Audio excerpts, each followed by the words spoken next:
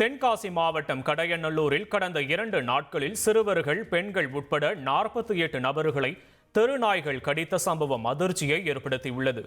கடையநல்லூர் அரசு மருத்துவமனையில் 30க்கும் மேற்பட்டோர் நாய்க்கடிக்கு சிகிச்சை எடுத்து வீடு திரும்பிய நிலையில் தற்போது 15 பேர் நாய்க்கடியால் பாதிக்கப்பட்டு சிகிச்சை பெற்று வருகின்றனர். சட்டமன்ற உறுப்பினர் கிருஷ்ணமுரளி மருத்துவமனையில் சிகிச்சை பெற்று வரும் நபர்களுக்கு நேரில் சென்று ஆறுதல் கூறினார். நாய்கள் கூட்டம் கூட்டமாக சுற்றித் திரிவதால் சாலைகளில் நடமாட முடியாத சூழல் உள்ளதாகவும் நகராட்சி நிர்வாகம் விரைந்து நடவடிக்கை எடுக்க வேண்டும் எனவும் பொதுமக்கள் கூறியுள்ளனர்.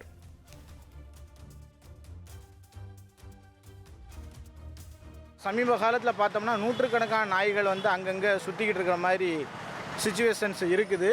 அந்த நாய்களுமே என்னென்னா சில நாய்கள் வெறிநாய்க்கடியினுடைய நோயில் பள்ளி குழந்தைகள் அதிகமாக கிடச்சிது. 2 நாளைக்கு முன்னாடி கூட இந்த ஸ்கூலில் உள்ள ஒரு குழந்தைய கை விரலை கடித்து துண்டாயக்கூடிய அந்த சூழ்நிலையும் இருக்குது.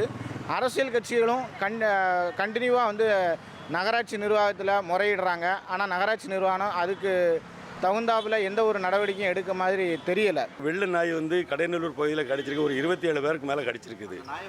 அந்த நாயை பிடிச்சதா இன்றைக்கி தான் சொல்கிறாங்க.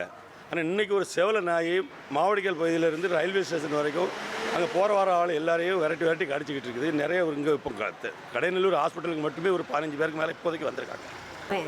கூட்டிகிட்டு போயில நாய் அங்கேருந்து ஒரு பொம்பளை விரட்டிக்கிட்டு வந்துச்சு. அந்த அன்னைக்கு பிடிச்சி நான் பிள்ளை கையில் கூட்டி வரல, படக்கு கையை பிடிச்சி உள்ளே இழுத்து வச்சுக்கிட்டு விட மாட்டேன்ருச்சு. ரத்தம் தாண்டி நான் இழுக்கவும் ரத்தம் கலகலகலன்னு 2 பக்கமும் ஒடிஞ்சிருச்சு. வடிஞ்சு இப்போ ஆஸ்பத்திரியில் தர்மாஸ்பத்திரி இந்த கையில் முழங்கையில் கடிச்சு ரத்தம் கலகலகலன்னு ஒடிஞ்சிருச்சு. நான் என்ன செய்ய? டெய்லி பாப்பாவை அம்மா தான் கூட்டிகிட்டு போவாங்க ஸ்கூலுக்கு. கூட்டிகிட்டு போயிட்டு இருக்கும்போது ஆப்போசிட்டில் ஒருத்தவங்கள நாய் கடிக்க வந்திருக்கு. அவங்க தள்ளி விட்டதால் பாப்பா நாய் கவ்விருச்சு. அது ரத்தம் ரொம்ப குறையாயிருச்சு. இப்போ கவர்மெண்ட் ஹாஸ்பிட்டலில் அட்மிட் பண்ணியிருக்கு. பேரணாம்பட்டு அருகே சுடுகாட்டுக்கு செல்ல வழி இல்லாததால் ஆற்று வெள்ளத்தில் தீயணைப்புத்துறை உதவியுடன் சடலத்தை எடுத்து செல்ல வேண்டிய அவல நிலை ஏற்பட்டுள்ளது. வேலூர் மாவட்டம் பேரணாம்பட்டு அருகே எருக்கம்பட்டு கிராமத்தில் தொடர் மழை காரணமாக ஆற்றில் வெள்ளப்பெருக்கு ஏற்பட்டுள்ளது. இக்கிராமத்தின் சுடுகாட்டிற்கு ஆற்றை கடந்துதான் செல்ல முடியும். இந்த சுடுகாட்டிற்கு பாலம் அமைத்து தரக்கோரி பலமுறை அதிகாரிகளுக்கு கோரிக்கை வைத்தும் நடவடிக்கை எடுக்கப்படவில்லை. எனவே தீயணைப்புத்துறை உதவியுடன் கயிறு கட்டி ஆபத்தான முறையில் இறந்தவரின் உடல் எடுத்து செல்லப்பட்டது.